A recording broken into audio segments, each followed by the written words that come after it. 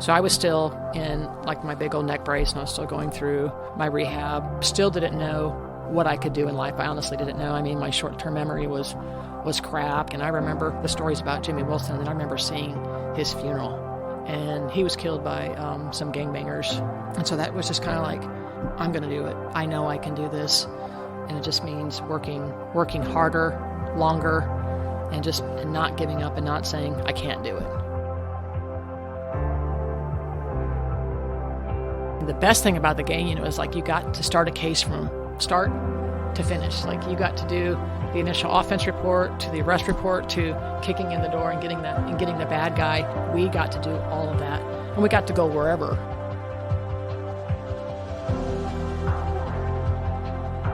You hear the shots ring out, and like you're not necessarily expecting that. I just remember blood. Now Norm's just laying in the breezeway. I don't know if Mario lays down around or something, so we're able to pull him. And it took all four of us to pull him out. I'm beside myself. Norm was like my Superman right now. The ultimate forge was obviously the death of Norm, but just in running and doing the things that we did, every day you trusted an individual with your life. We were going after the worst of the worst, and we had to trust each and every one to do what they needed to do. Know that when the shit hit the fan, that we were all there together. Even to this day, those are my ride or dies. I love those guys like they're my brothers. The bond is so tight. I don't know that it can be broken.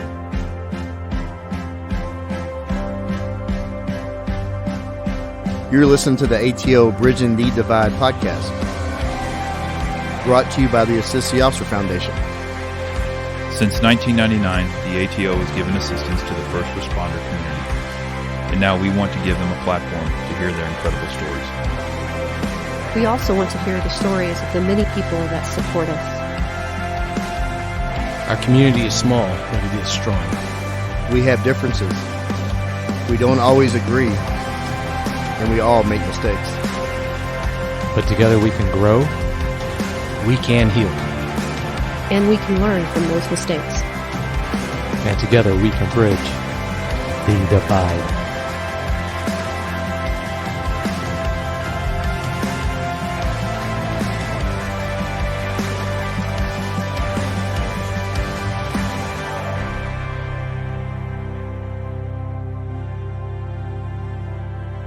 In 1938, Siegel and Schuster brought the world a character, an alien, that was sent to Earth to avoid destruction of his planet.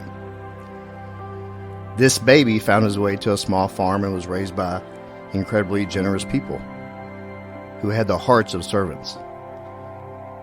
They directed a special child, raised him to be an incredible human being with a generous and giving heart, a servant's heart. However, this child was not human. He possessed incredible strength, unbelievable speed, impervious skin, indestructible bones. His name was Kal-El. The world knows him as Superman. A young girl was born in Council Bluffs, Iowa. She graduated from Abraham Lincoln High in 1991. She grew up wanting to be Superman. She wanted to be Kal-El. She worked out to obtain strength. She sharpened her agility for basketball as she received a scholarship to play at Casper College in Wyoming. She had never had an injury until she reached college. Then she tore her ACL and MCL.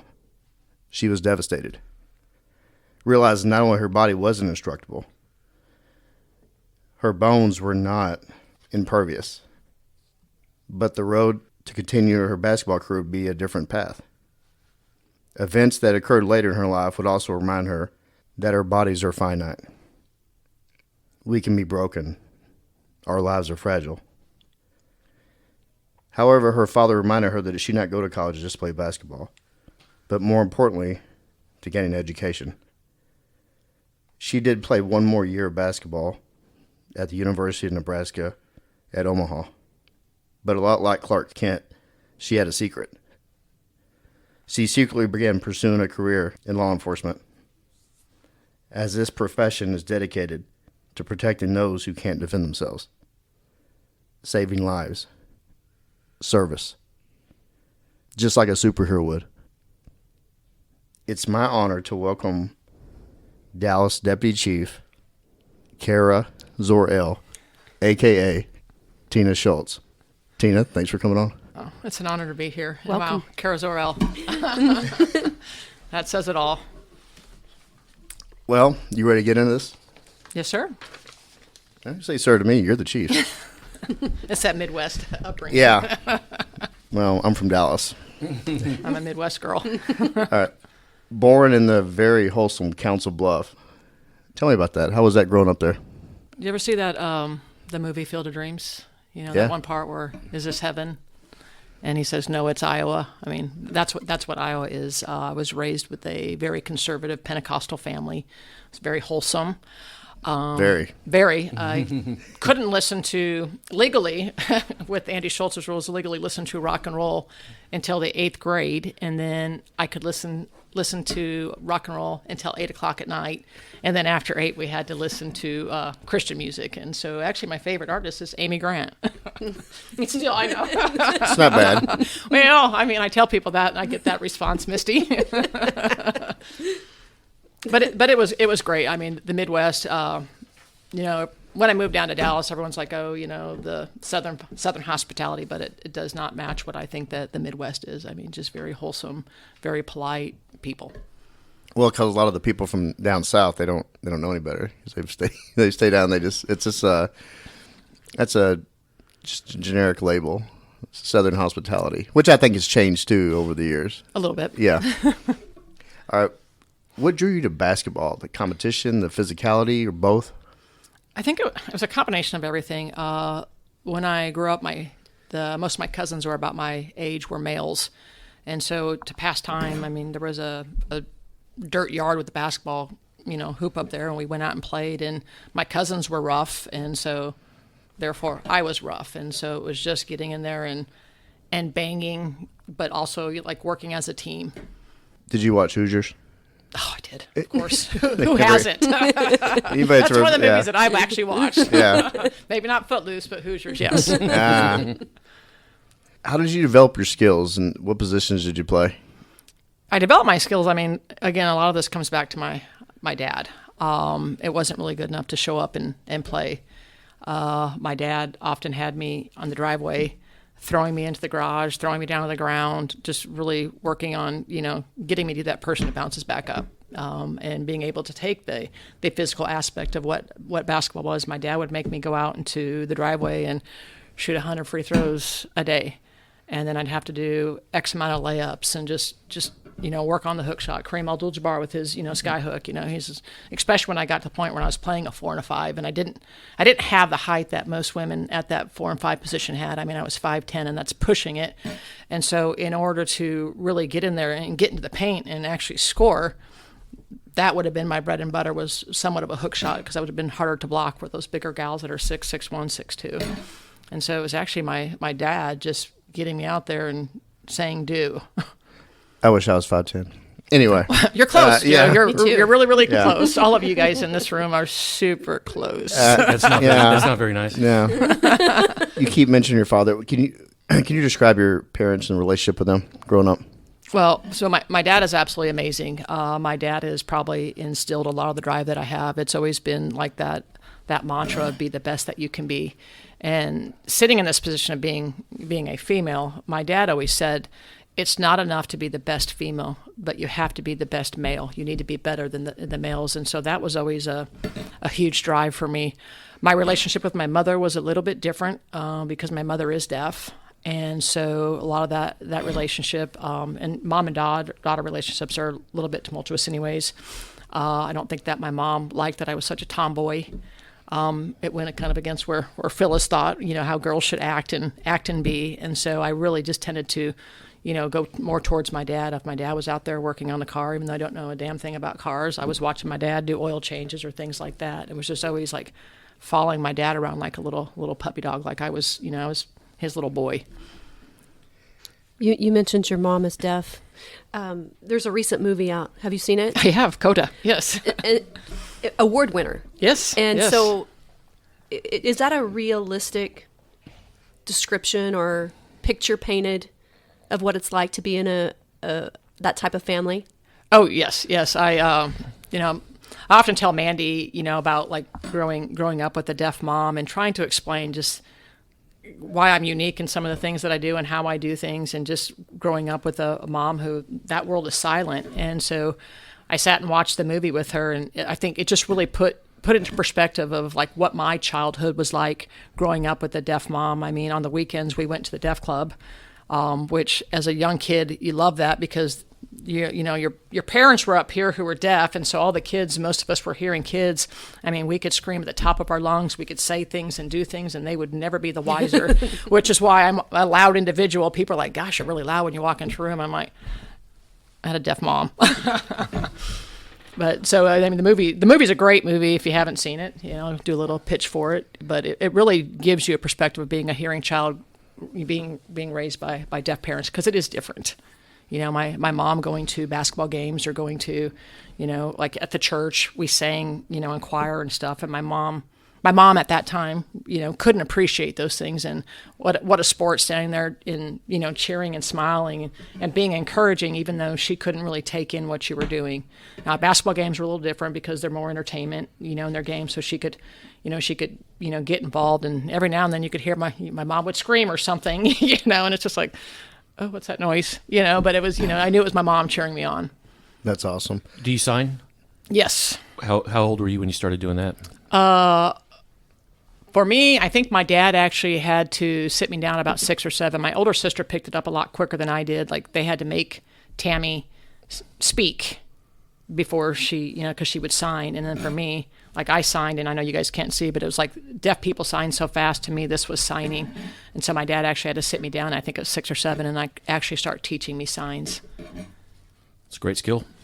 It is. Yeah, I love it now. I mean, I grew up kind of like, I mean, there's the 70s and 80s, there was a sense of, people like you walked into a restaurant or something and I'm signing with my mom, and it's just like everybody's looking at you, and then they're like, they'd say, "Hey, can we help you?" And like, my mom's deaf, and they're like, "Oh, I'm sorry." And so at some point, like as a young kid and, in the 80s, you're just like, you almost made you feel like just shrunk you. Like, why are you sorry that my mom's deaf? And now, I mean, I'd have a different response for you today. I won't say it here, but I mean, if my mom or somebody said something that I was just like, like so 70s or 80s, you'd probably have a nice little story that you could tell people on how you were accosted at the store.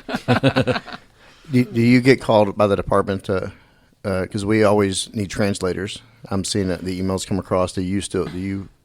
Every now and then I'll do it. I don't, not that it matters, but I don't get paid as a department because it's a little bit different because it is American Disability Act, and there's different requirements that come versus a Spanish speaker or somebody else of a different language. And so I don't do it because I'm not certified. I wouldn't be able to sign for a suspect.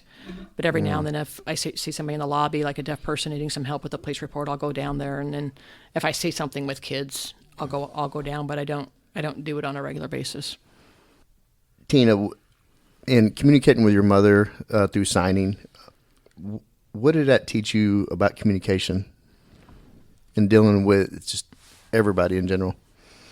Well, with mom and the deaf community, you're very direct because you don't want things to get lost in the transmission of what you're trying to say. And so for those that know me, whether they like it or not, I'm very, very direct, and I don't really beat around the bush sometimes. And sometimes the way I say it, gets maybe taken the wrong way. But that's kind of how that has related to my communication with people. Is it's just very direct. It's very to the point. Sometimes it's not so pretty, but that's kind of where I pick up that communication, having a deaf mom, and I have deaf aunts and uncles. So I've grown up in that deaf community all my life. So I want to get into your love of Superman. My obsession. Well, no. I mean, it goes past love, I think. Yeah, okay. Your obsession but with I'm talking Superman. to you, so I guess my love is not near where you are with your tights. Yes. Oh, you noticed my tights I'm wearing. No, Thank you for knowing that. They're so sexy.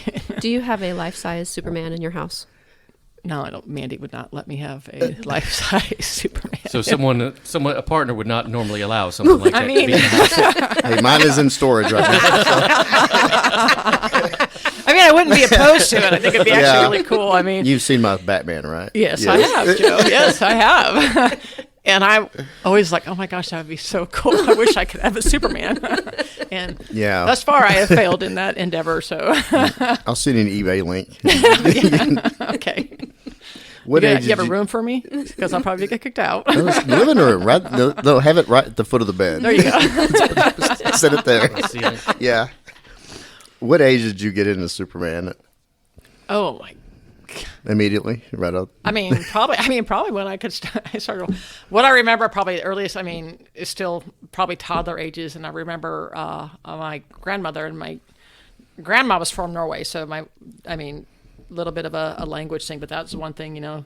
She always knew that it was. I wanted the bath towel with a baby pin stuck right there, and grandpa had stairs, and I remember just at the top of the stairs. Like any kid, because we're invincible, and we'd go and pretend like we were Superman and Batman, and we'd fly from those stairs and just go straight down. But, that had to have been 5, 6. It was really early on. And it's always been like the thing. Superman was like, out of all the superheroes, that was the one that was just way up here. He was so wholesome. Yeah, truth, justice, the American way. Yeah, he wasn't sorry like Batman and Vigilante. No. Yeah, no. Hey, maybe. I don't know if Joe's going to ask this or it's too soon. Who's the best Superman? Ooh, Henry Cavill. I think, for me too, I like Christopher Reeve, growing up with him, but then his body type, he's kind of cartoonish, he doesn't need big to have, and muscular, like what Yeah. Superman's supposed to look like, so I do. Yeah, definitely love Christopher Reeves. We broke our neck around the same time. Okay. I think his was... after mine, I broke my neck, and then he broke his neck on. Trying to be like you. Mm-hmm. That's kind of what I feel. Yeah. So we have a bond there, but I really love Henry Cavill. Oh, he's awesome. Yeah. He's a stud. He looks like freaking Superman. He's supposed to be. Because I don't think Christopher Reeves really got into the working out. And you look at him, and you look at his Instagram and his shirt off, and he's just like these massive pecs and biceps. Is what Superman's supposed to look like. I think. Reminds me of me. Yeah, in the tights and everything. Thank you. I'm just gonna. Yeah, right. But the body types in the '80s, they weren't. They didn't have. There was like a handful. Arnold and Stallone, they stood out, but the body types were not. The Hulk. Yeah, the Hulk. Yeah, Lou Ferrigno. Yeah, he's. Yeah. Well, he was deaf. Yes. So it's on topic. It is. No, I forgot about that. And it's Marvel, but okay. No, she loves Marvel though. And Teena and I.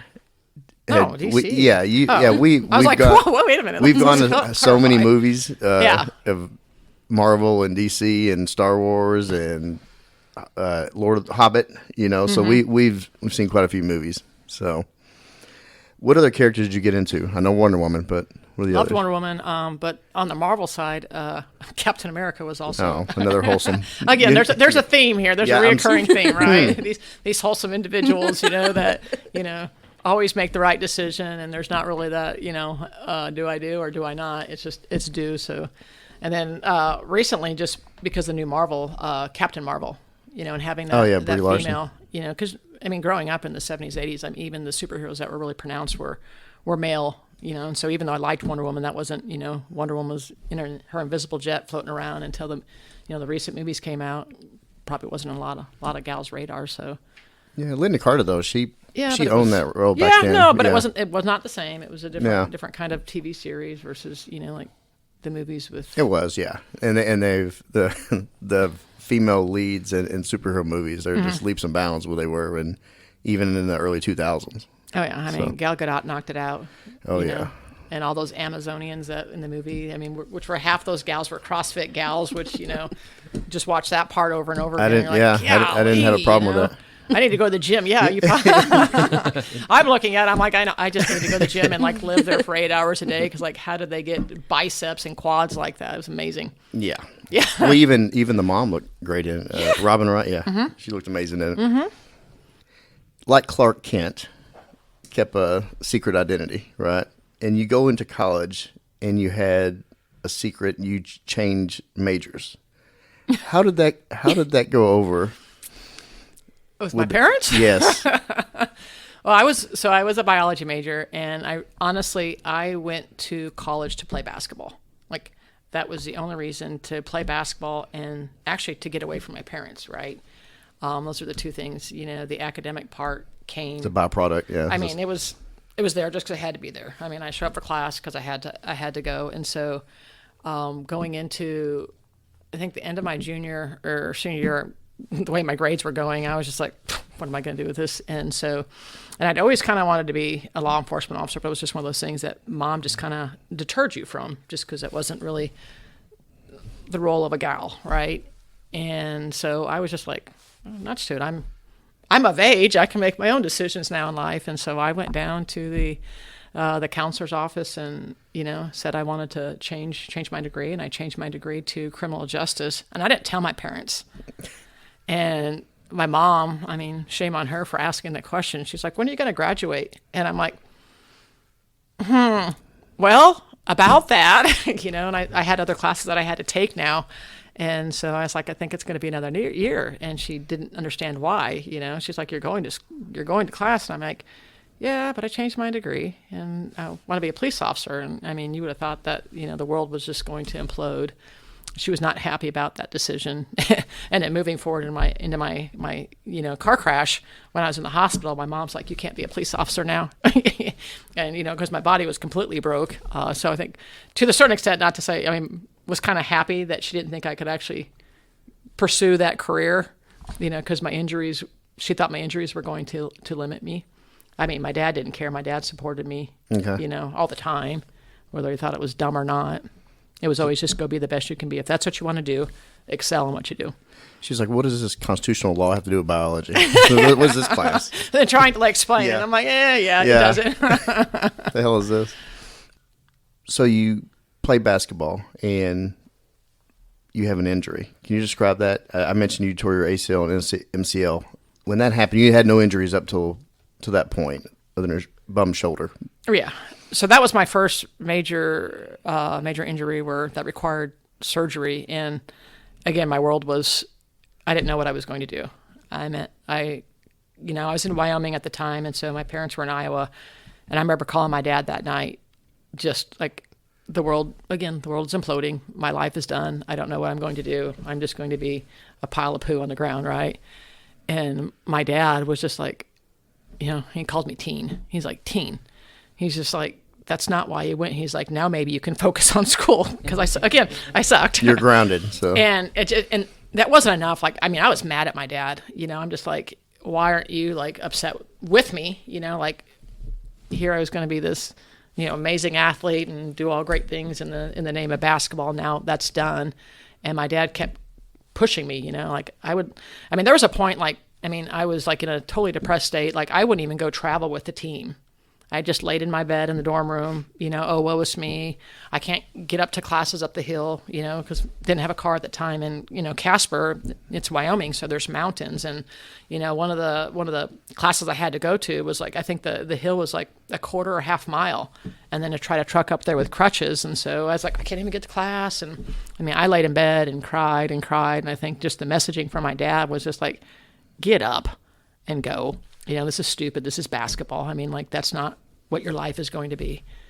And at some point, I guess I got up and went to school. And then my coach at that time was really, really great because he knew how much I wanted to continue playing basketball. And he reached out to, everybody that he knew, just trying to figure out, could we do this? Could we do this? And there are a lot of schools that, they're hesitant with any kind of injury. And he even offered for me to come back, going back into a third year to just practice with them and get myself rebuilt, and then see if somebody would then pick me up from there. And I didn't really want to go back to Wyoming. Again, I was just I just didn't want to be there anymore. And so he reached out to Sherry, who is the head coach at UNO, and sent her a couple of my tapes and let me walk on from there. I didn't have to try out like you normally would. And then the hopes was earning a scholarship afterwards. How fully recovered was your knee when you got up there? My knee was a tough recovery. It wasn't, but I think a lot of it, when I say it wasn't, is the mental aspect of it too. I don't know, you've torn your ACL, and for the first 6-8 months, you're in this big, huge brace, and that brace, for me, gave comfort. If I could cut, Yeah. You know, I'd have that brace, whether it's true or not, that brace would be there to like protect me in those cuts. And so when that brace came off, for me, it took a lot to get over that mental part, because like never having a surgery, being 20, you know, thinking I'm not going to go through this again. I was really hesitant, but again, it's a mental game that you have to work and then build that confidence. And I don't know how long it took, you know, I don't know, getting in the weight room and doing the things that you need to do to strengthen your body.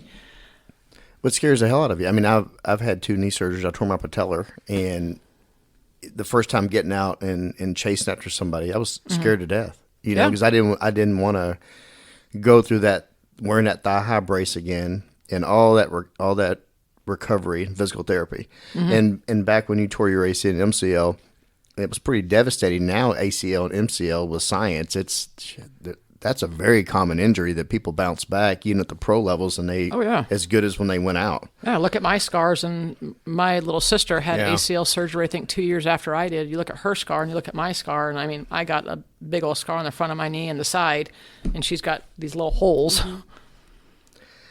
So when you went to, you decided you wanted to go into law enforcement, pursue criminal justice. Why did you decide that, go from biology to criminal justice? You got grounded from injuries and you had to focus more on your studies, but at that point, did you think you wanted to become an officer? That had been with me throughout probably my entire life, and this will be the really nerdy side of me, and I think, Joe, you'll be able to appreciate this, is like wearing that utility belt, you know, being that savior, right, that hero, and it's always been something in me to be like Superman or whatever, to get in there and be the protector of people that can't protect themselves. And not at that time, I mean, like I said, it was solely like looking at Superman, but what that translated to was going into law enforcement and being the person, the overseer, the one that helps the people that can't help themselves. It was a symbol, right? That's what an officer is, and is a symbol of hope. Well, that's Superman's. Yeah. For those that don't know, the Batman symbol means that you're gonna get your ass whipped. When you see that, you see the bat sign. Yep, there it is. There you go, Randy. So on June 3rd, 1995, you took a test, right? Mm-hmm. Can you describe what you did? Yeah, it was the physical fitness test for the Council Bluffs Police Department. And then if you pass the physical fitness test, which obviously I did, because at that time, I mean, I worked out with a bodybuilder, and I was really like focused on getting in there and just kind of being that badass female. And so pass the physical fitness, then you jump over and you take the written test, and then you wait. And at that time, like it's smaller agencies, and so you had like 3 openings, and there'd be like 150 people, you know, applying for those 3 openings. So it wasn't a shoe-in. Like, you actually had to excel and, you know, be on the top to get those positions. And at that time, they didn't really care whether you were a male or a female, right? It was like, I want the top 3. June 4th came around, right? Mm-hmm. Right after you took that test. Can you describe that incident and how that changed your life? Oh, yeah. So I was a lifeguard.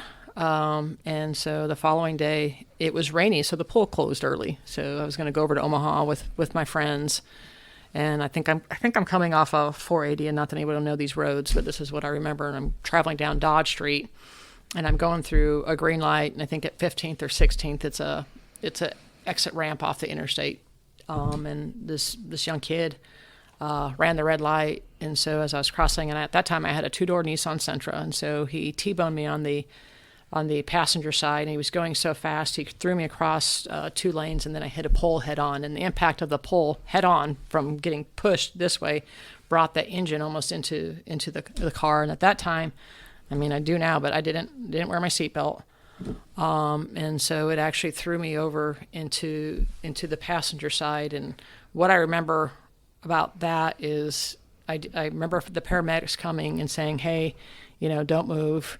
You've been in a serious car injury." And so I kind of opened my eyes, and I can just see the blood all over the dash. And then next thing you know, I don't remember anything. And then I remember being in the ICU, you know, cold room. And I remember this big, huge, bright light and them cutting my swimsuit off of me is what I remember. And then from there, I don't remember anything until hours after, and I talked to Dad because geez, for a parent to sit there for 3 or 4 hours wondering if your kid's going to die. You guys are parents. That I can't imagine what my parents went through. I remember coming back into the ICU room, and I was in a kinetic bed. So for those, it rotates. So 7 seconds comes here, and 7 seconds, and then I had those leg warmers or something that kept your, I guess, I don't know what they did to my legs, but just kept it so the circulation would go. Socks or something like that. And then I had this metal traction. It's a halo, right? Kind of like a halo, but it was just a round ring with 4 screws screwed into my head. And then I don't know how big the weights were, but it had to keep my neck in place. And so that's all going on and rotating, and I was on a lot of morphine. I do remember that because my dad said my behavior was poor. I blame it on the morphine. Yeah. And then at that time, I don't know if it was until the following day or when they actually told me, but I actually, from my left side was paralyzed, so I had no movement. Even now, like my dexterity in my left hand compared to this is from the paralysis. So I'm 21. Now my life is flipping over. Don't know what to do. I don't know if I'm ever going. Really, I didn't know what that meant for walking. I didn't know what that meant for the rest of my life. And like I said, at some point, Mom was just like, "You can't be a cop now." That dream's gone now. Right. Yeah, and it, for a second, it was. Yes. I didn't know what was going to happen, and and then I didn't know. There was a lot of things that were in the unknown during that first week. Well, being told you're probably going to be paralyzed at any age is terrifying. But as a 21-year-old, that impact on your life, I can't imagine that feeling. No, I don't. The one thing I remember about that, and it'll be another Andy Schultz story, is I think my dad just kind of gets tired of some of my pissy attitudes when life, throws you a zinger and hits you right in the eyeball, laying down and being like, "Oh, cry, look at me, help me." And at one point, it was before the surgery, my dad kicked all my friends out. And again, he sits me there like I wouldn't eat, I wouldn't do anything. And the doctor actually told my dad, he's like, "She's got to change her attitude or she's not going to get better." And so my dad kicks everybody out. And again, serious conversation, teen. He's like, "I don't know what you're doing." He's like, "But only you can get to a point where you can make yourself better." I said, to sit there and, and wallow and, "Oh, woe is me," isn't going to get you anywhere. And I come from a very, very strong Christian family, and so prayer warriors left and right. And so the prayers, but plus my dad. My dad came there every morning before breakfast, which was annoying at that time, to make sure I ate. And he'd have to go to work, and, work was really, really good with him. He'd come at lunchtime to make sure I ate. And then he'd come at dinner time, because if he wasn't there, I wouldn't eat. I would just sit there and pout. And so he made sure that I did everything I was supposed to, and then some. And without my dad, and really that push, and just the at that time, I thought they were really, really mean reality checks, but they were reality checks that were needed. Yeah, he pushed you to heal and recover. Get out of my headspace. We all get in this headspace, and it's woe is me, and my world is crumbling, and and it's the reality is get out of that, and I think pull your big girl pants on and start doing it. How long was your recovery process? Over a year. It was. The recovery itself was. I was very fortunate. Again, I come from a family of prayer warriors. Normally with an injury. So I broke, and I could be off. I broke like C5 and 6, so I have 5, 6, and 7 fused together. I always forget which ones were broke. But normally in those kinds of injuries, because of the paralysis too, you have to go to an in-house rehab place, and then kind of work on the walking and doing, because I had to work on the grip and went to occupational therapy and all that. And I told my dad, and I'm glad my dad listened to me. I told my dad, I was like, "I don't want to go. I want to go home. I don't want to go." And my dad kind of hem-hawed, because my dad would be my caretaker. My mom wouldn't have been strong enough to do the things like lift me up, help me walk, like wash my hair and those kinds of things. And so my dad had to actually agree with me. But I think after he yelled at me, I think he saw the determination that I promise I'll do the things that I'm supposed to do and then some. And I went home instead of going to an in-house rehab place. Your father just sounds incredible as far as forcing you to recover, demanding you recover, right? He is an amazing man. And I think we take for granted how well our parents know us. Oh, yeah. You know, because I have the same arguments with my kid, you know, like, hey, I know you better than anyone. You think you know what's going on. And it seems like I'm getting some positive reinforcements from stuff. You're telling me how your dad's with you, because I'm not going to say I'm like him, but I try to do certain things with my kid, and I'm glad I know I'm on the right track, because it seems like he's done a wonderful job with you. So that's... Yeah. Well, thank you. Thank you, Dad. Can you tell us about Jimmy Wilson and the impact he had on your recovery?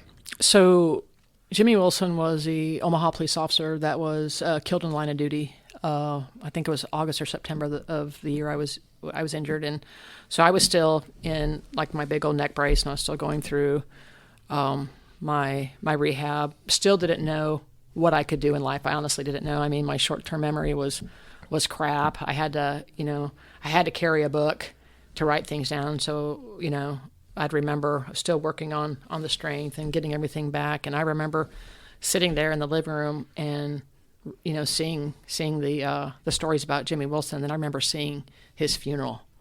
And it was at the Catholic Church by Creighton University, and just the magnitude of people that came in. And he was killed by some gangbangers. And so that was just kind of like, I'm going to do it, you know. And then I kind of like put me back on, like, I know I can do this.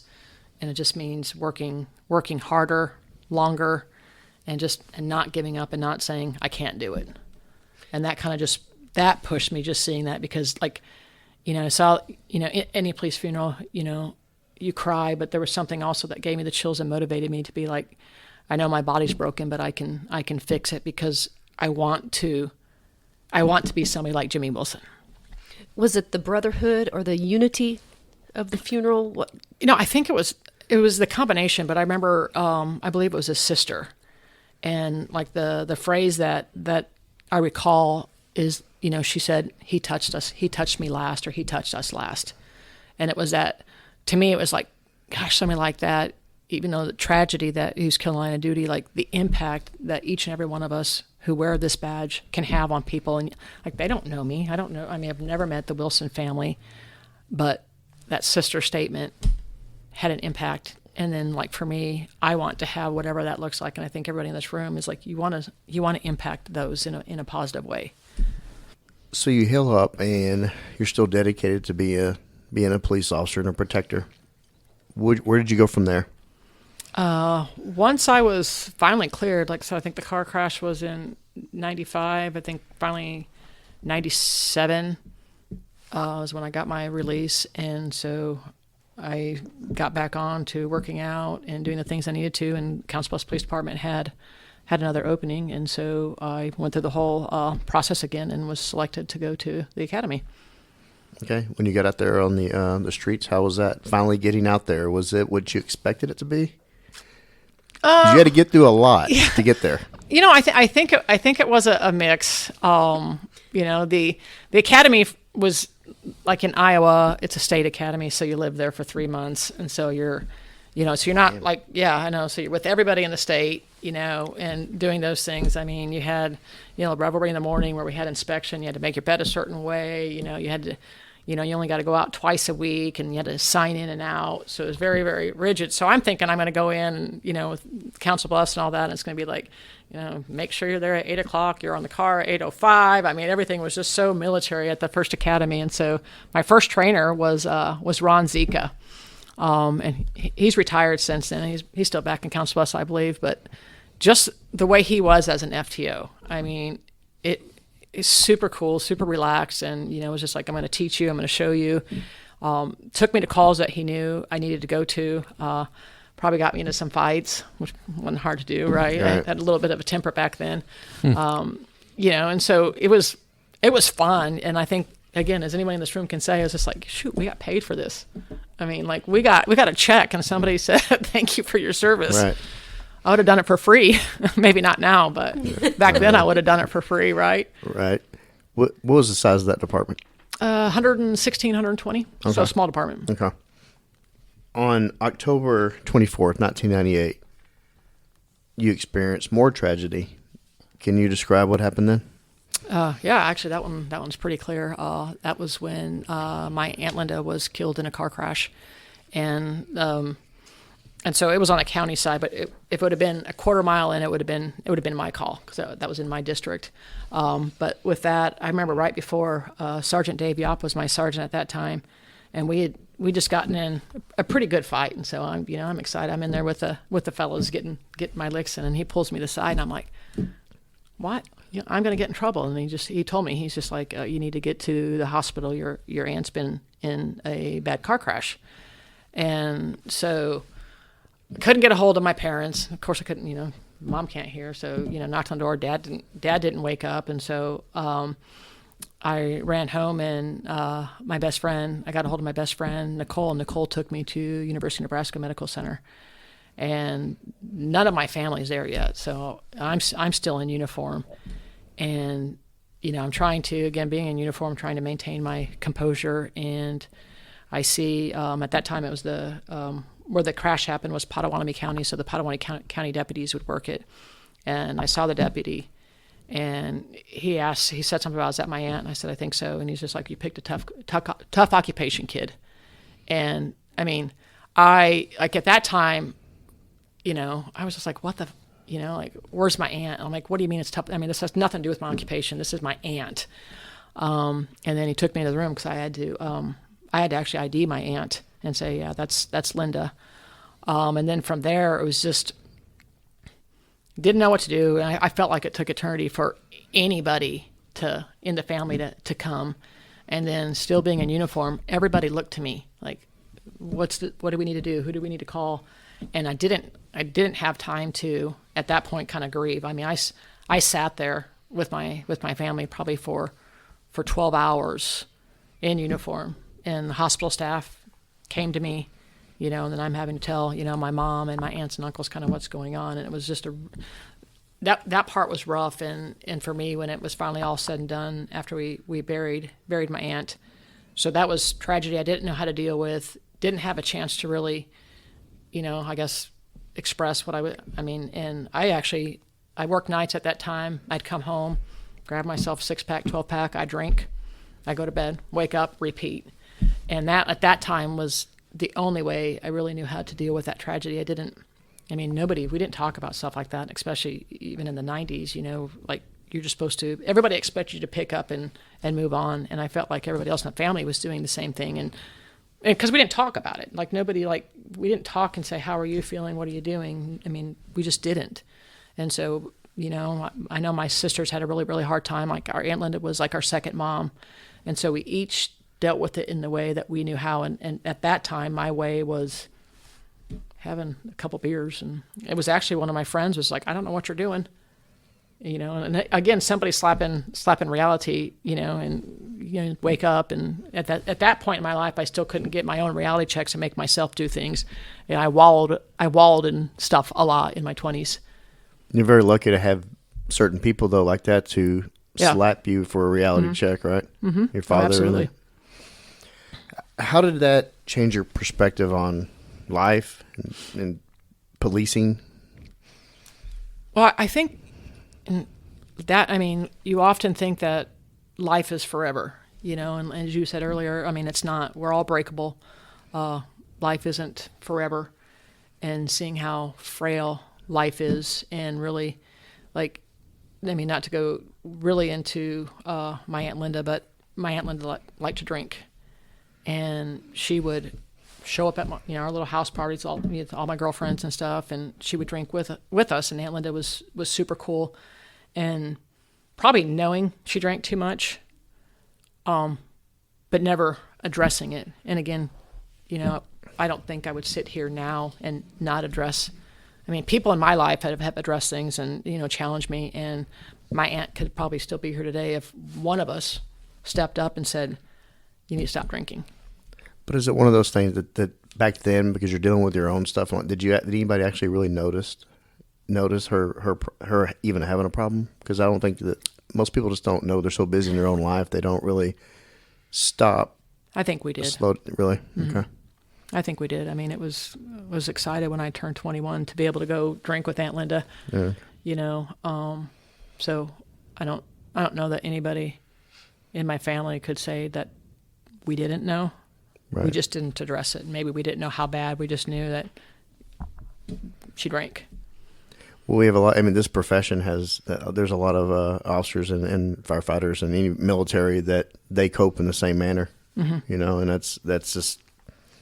We don't talk about it. We push it to the side. We put it on the back burner, and then we got more stuff set in on the front burners, and that back burner gets pushed off to totally off the stove. Oh yeah, and that's we all talk about. That's what needs to change. Is it's not weak to have those conversations, and though they're uncomfortable, that's a sign of strength to be able to step outside of what your normal comfort zone is, and talk about things and figure out how to get through it, and realize that you're not alone in what you do. Everybody's experienced some kind of tragedy, Right. and we all can, through whatever our experiences were, give somebody something to help them get through. And people aren't alone. No, they're not. That's why one big reasons why we're doing this. And your story is going to touch somebody, I promise. All right, you're in a small town. You're dealing with tragedy, personally and with your aunt, injury, and going through that. Why did you decide to come to Dallas, Texas? Well, I'm a huge Cowboys fan. Oh, wow. Okay.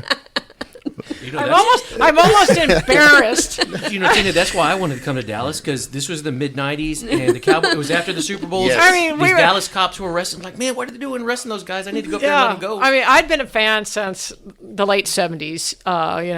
They were America's team. My dad at that time liked the Cowboys, and because my dad did, I did, and then I am loyal to a fault, and I am still to this day a Dallas Cowboy fan, and I love Troy Aikman. Good. I just bought his beer last week. So I want to try that. It's really good. It's No, actually I do really want to try good. that. But yeah, and so I wanted to go to a big city, and again, infinite wisdom of Andy Schultz is my dad was always, he's just like, Council Bluffs was a great department, but being so small, you're limited into where you can go. And my dad had mentioned going to a bigger department to be able to experience more things in law enforcement. And I think in my dad's mind, he thought maybe Omaha or like Kansas City. I don't know if he thought Chicago at that time. And, I don't think he could have got on Chicago Police Department at that time because I think it was more like who you knew. And the idea of going to a big city was fun. When I go on trips and stuff, I like the big city. But I used to come down here for football games once a year. And still not realizing that Dallas Cowboys were in Irving at that time. Yeah. I'm coming to watch them. I think I'm in Dallas, right? I'm so smart. But that's, I mean, like, but that's how I picked Really? the city of Dallas was, I thought, I'll be a season ticket holder. I'm going to get a license plate that has Dallas Cowboys. I'm going to get a Dallas Cowboy credit card. Because some of these things I could have done back in Council Bluffs, Iowa, right? Again, brilliant. But that's honestly how I did not know I did know Nancy, but like I didn't know a soul coming here. Like I moved at 29, had no clue where to go. My friends were like, "Don't live in Dallas. Yeah. Don't live in Dallas." They're still saying like, that. Yeah, and they're like, "Where?" And so like I got a place like in Plano. It took me freaking an hour to get to the academy.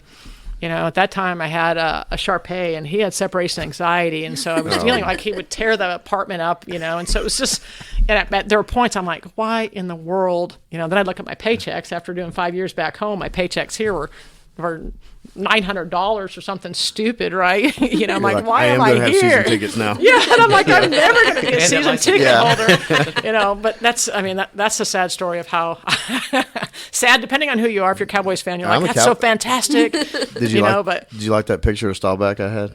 I have a couple, Joe, and I have his autograph too on a football, so but I can still hold that football for you. So when you got to the academy, how did you think it was? I mean, what did you expect, and then what was the reality of that academy for you?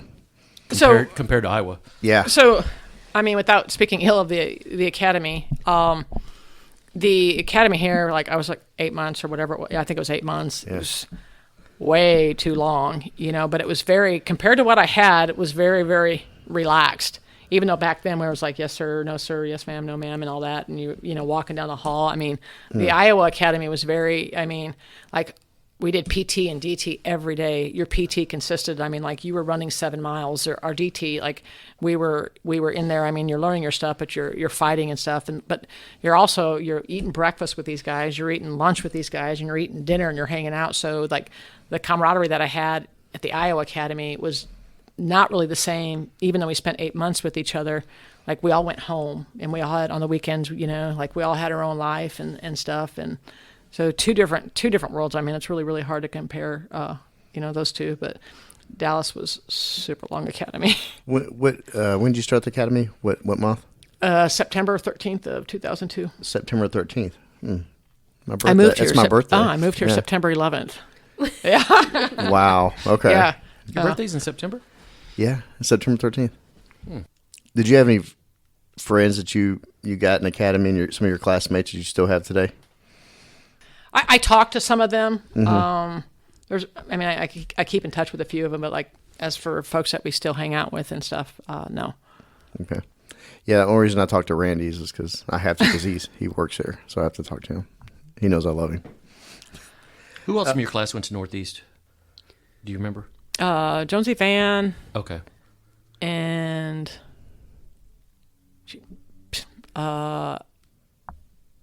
was it Emmett Jackson? No, Emmett Jackson. He went to Central first. Jonesy's the only one I remember, like right off, because we both went to the same. There's probably a few of us, but I honestly. Gotcha. That was going to be my next question. Memory. Yeah, please. Northeast. You got the Northeast. How was that? Going from small town to hitting Northeast Dallas. I mean, Northeast was bigger than the entire city of Dallas or Council Bluffs. It was different. I mean, with anything in law enforcement, the calls are the same, right? So doing that, but like here in Dallas, like we didn't. I mean, there's obviously dope in Council Bluffs, but I didn't know anything about it. So coming to Northeast, when I didn't have to be the park police with Jana, right? I would jump in with somebody and learn about, the dope in the 20s and was it 40s and 50s up at Forest Aldea.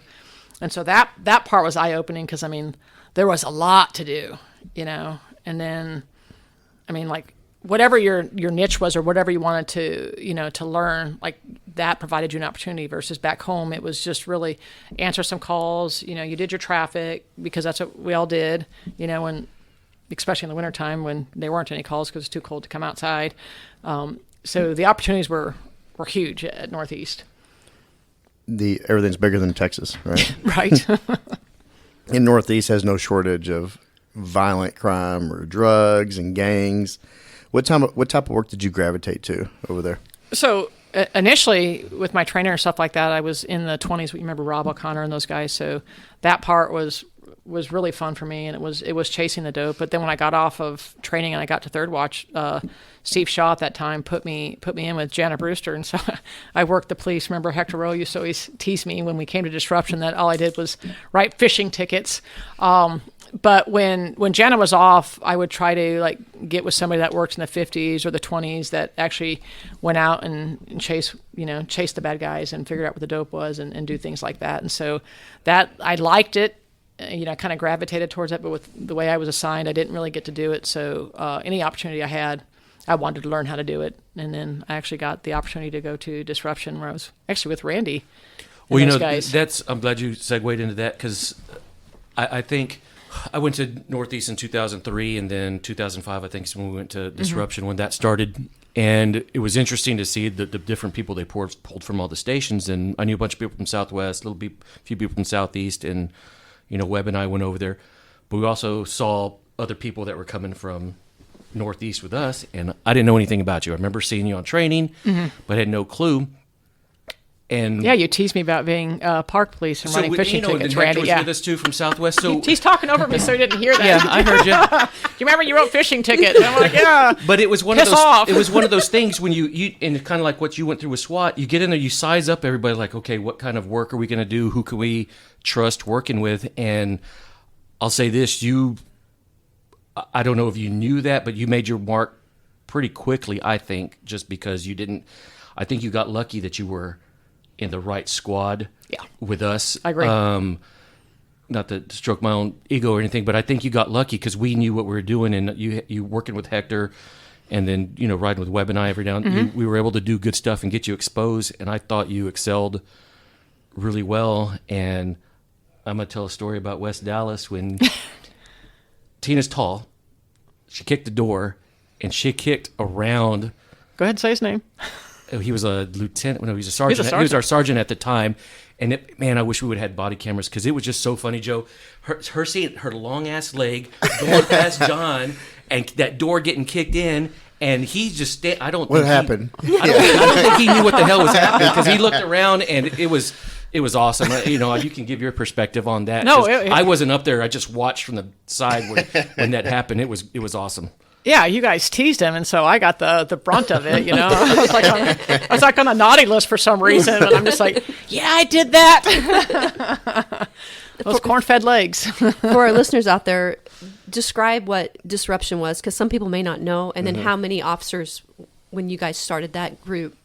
So we were Kunkel's kids, right? And there was 100 officers. There were 50 on days and 50 on an evening squad. And our particular squad, we were assigned to actually the drug complaints.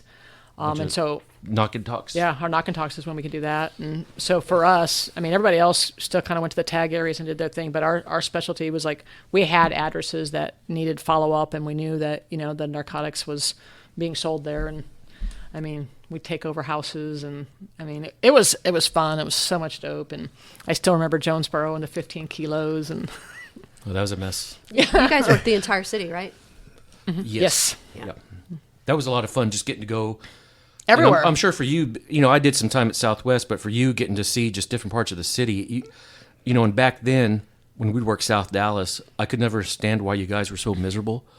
But then working third watch and into the evenings in South Dallas, I can't imagine the mental health that was down there, because it just sucked the life out of me just for the couple of nights a week that we might have been in that area, because it was awful. Yeah, Chris White, U.S. Marshal Chris White, shout out. He gave a good description of it. It says basically like it was like working in an occupied territory. It really South Dallas at certain parts of the times of the year and certain pockets over there in South Dallas are just really, really dangerous. Oh yeah, going down there, I think the first couple times, first of all, like little gal from the Midwest, and then coming to Northeast, and Northeast has its areas, but there's nothing like South Dallas, and then just going down there and really like taking in like what it is, and if you haven't seen it, yeah. So you went from disruption. Did you go to the gang unit from disruption? Yes. Okay. Can you describe that? Describe the culture of the gang. We've had Chief Foy on. Shout out Jeremy. I know you're going to be listening. We've had Darian too. We had Darian, and I want to get your perspective of what the gang unit was when you went there. The Bulldogs. Everybody called on the gang unit to go get their bad guys. And I got to reap the benefits of the hard work.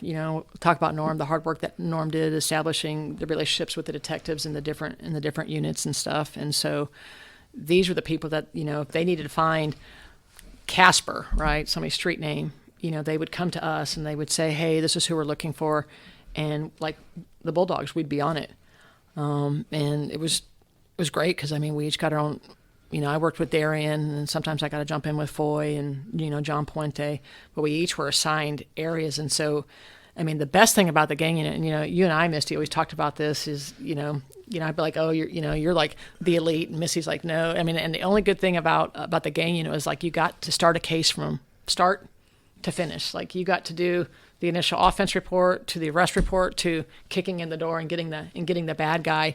And that was like, because oftentimes, the officer writes a report and then they don't know what the detective does and they don't know when the person is getting arrested. And like we got to do all of that and we got to go wherever. And the best thing was like you actually got to cherry pick your cases. So you'd always have it, like if you picked a case, you'd always have a good clearance rate. Did you have a mentor in that unit? I had a few, but the one that like Norm Smith was, he was bigger than life in that unit. It was... 6'8", you walk in and Norm was there, and it didn't. Every day was a good day. I still remember like, and that's kind of like after Norm was killed, like the sadness of coming into the gang unit is, he was always there before everybody else, right? He was doing his thing, and I'd walk in and he'd stand up over the desk, and his big blue eyes, and he's like, "Good morning, Teena," and that just like that started the day off right, because I mean, even the crap that we had to deal with, and, we always complained about the command staff, which, I get it. People complain about us now, right? But it was just, he made it better. Like, I still remember when I first went to the gang unit, we all got to take our squad cars home. Everybody was on call, right? And then gas got to be, $4? And so, we have to halt it. Nobody's taking their cars home. And so it was like select, and we're all like, you can't do this to us. I mean, we're not going to be able to survive. You're taking money off, out of our wallets. And so we just kind of, like, Norm being probably the lead, like, we'll go eat lunch. We'll bring our lunch because we're going to save money. Norm brought this freaking loaf of bread with lunch meat. The rest of us are like, the dinners that their wives, cooked, or, the food I cooked and brought. And Norm's got his loaf of bread. And sometimes I lived in an apartment complex, and so we'd go up to the clubhouse and eat there because we didn't want to eat at headquarters because we were mad at, our bosses. But it was, who brings a loaf of bread and freaking lunch meat? A man that's that big. That's who brings a loaf of bread. Someone that sounds very efficient. Yes. He was. White bread, Randy. It was white bread. still efficient. Was it bologna too? Probably. I don't know what kind of lunch meat, but, and then, we'd always have to have our dessert because Norm loved dessert. And I remember, in the summertime, they would change our schedule. During the school years, we worked 10 a.m. to 6 p.m. And then they'd really give it to us in the evening and change our hours all the time. Like the working, 4 to midnight or, 6 to 2. Like, how dare you do this? But again, Norm was just like, look, it'll be, so in the middle of the shift, or whatever, we'd always have coffee talk with Normando. And you find a place where you could have coffee and dessert. And we'd just sit. It was therapy session. He settled everybody down. But it was, like you all know Norm. It was just like, he's like, well, we're going to do coffee talk with Normando. And it was about him, It was just like, but that's just like that life that he brought. It just, even when it was a crappy day, just having Norm there. Let's be real. Norm ran the unit. And it wasn't a sergeant. It wasn't a lieutenant. It was Norm ran the unit. That group was so respected. Yes. And the amount of police work, true hardcore police work that you guys did was amazing. And I want to go back to that unity, that brotherhood. And can you describe that with that group? Even to this day, those are my ride or dies. I love those guys like they're my brothers. Through thick and thin, it wouldn't matter. Jeremy, Darian, Craig, Mario, all those guys. The bond is so tight. I don't know that it could be broken. What do you feel like forged that bond? The ultimate forge was obviously the death of Norm, but just in running and doing the things that we did, and just getting every day you trusted an individual with your life, because we weren't going after, a criminal trespass warrant or anything like that. We were going after the worst of the worst, right? The folks that committed the aggravated robberies, the assaults, the murders. And we had to trust each and every one to do what they needed to do, and know that when, the shit hit the fan, that we were all there together. And we'd been in foot chases, we'd have been in fights, all that stuff and those things. And then when you come out at the end and you get to have fun in doing so. There was one time, I won't say the suspect's name because I don't really know the rules of, but we were looking for this guy for months and months, and not the guy that ultimately that's seen that where Norm lost his life, but we're looking for somebody else, and just running and gunning, and we finally got done. We all get together. And we make the guy stay in the picture too, and we're all like, and the guy was even smiling, but even the folks that we were after knew we were after them. And then when we finally caught them, cat and mouse game, sometimes you win, sometimes you lose. Mm-hmm. And even them, participating in, what our brotherhood was, how often do you get that? Oh yeah, Russian, you got me. Yeah. Some of the true, especially gangbangers, they understand their role and they understand our role, right? And it is a cat and mouse game, and it's win or lose, right? Right. And I respected the ones that I encountered that you could fist bump on another day after you arrested them. You didn't catch them that day, but you may catch them later on down the road. But they understood they had to be lucky, basically 24/7, right? We just had to get lucky a couple of times. Oh yeah, just and I think everybody looked up to Norm, like the relationships that Norm had. I mean, I think somebody said it before. I don't remember who said it before, but I mean, Norm was doing community policing when community policing wasn't cool, right? Like he was doing it. Because I still remember, and I want to say it was Foy. So we're looking for this guy, and felony warrant. I can't remember what it was, and Norm already has these relationships with people, whether they're wanted or not. I mean, they're bad folks, so he's established that, but he still goes out and talks to him. And there was one guy that we were getting ready to pick him up, but he had a bigger fish. And he was, whatever deal he made with Norm, Norm was going to let him walk, and he was going to come back the next day and turn himself in, but he gave us a name, but he just wanted to tie-ins with his baby mama and things like that. And I mean, we were still pretty young, and we were beside ourselves. I mean, like, how in the world can you let this guy go? And I was like, there's no way this guy, sure as shit, the guy comes back the next day and gets hold of Norm, and we got two.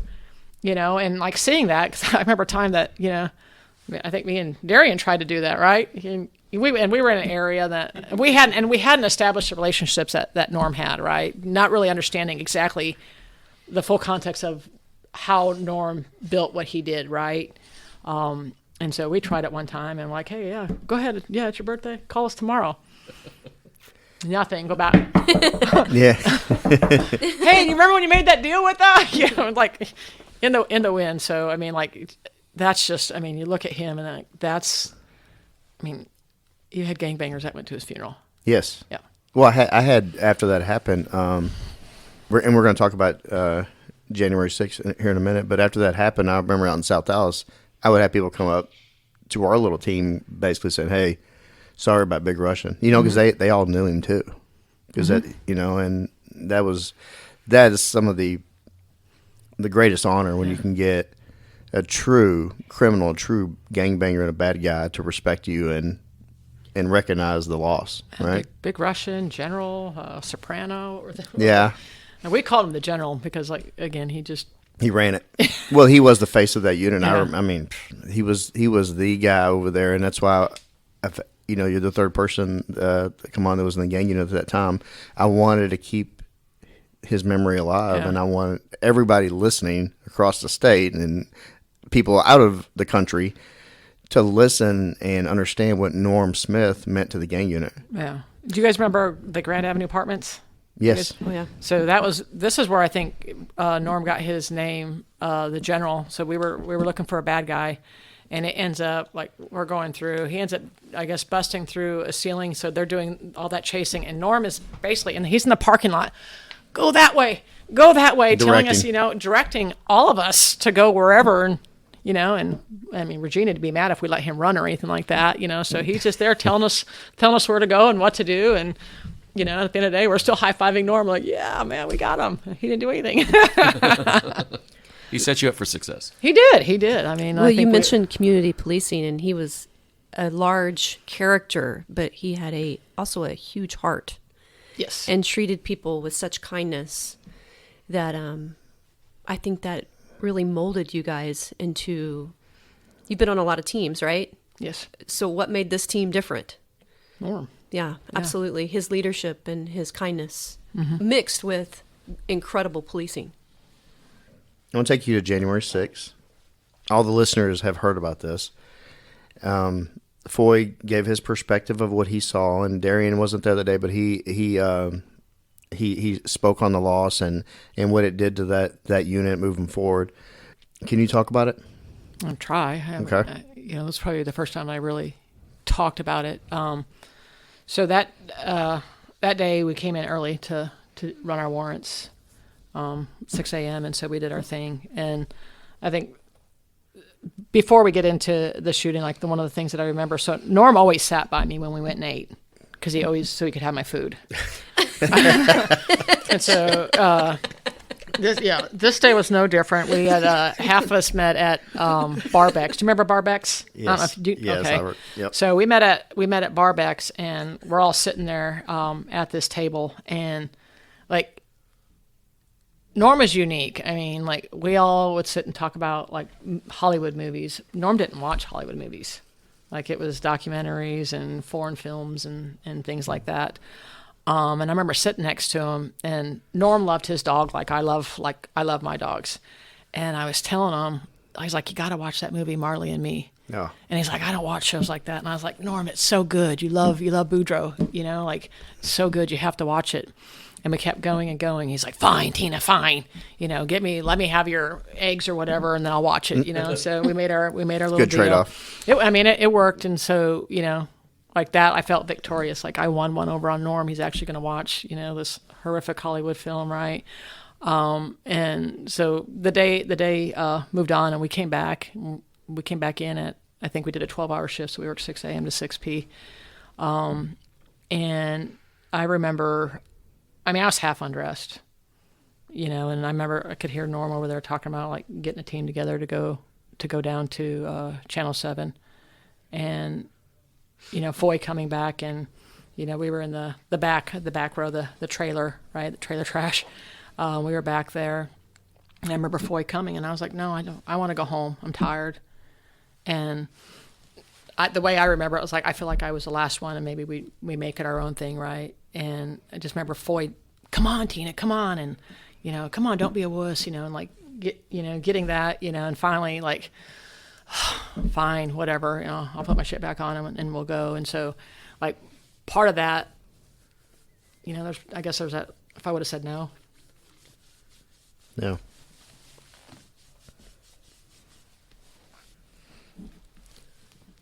So, I agreed, got my stuff on, and we went down there to Wadsworth, and I still remember, we piled in our cars, and even up to a certain point, just being, jovial and kind of just the guy we were looking for. We've been looking for, and I refuse to say his name, even though he's not the one right. that ultimately took Norm's life. They're not worth the breath I use.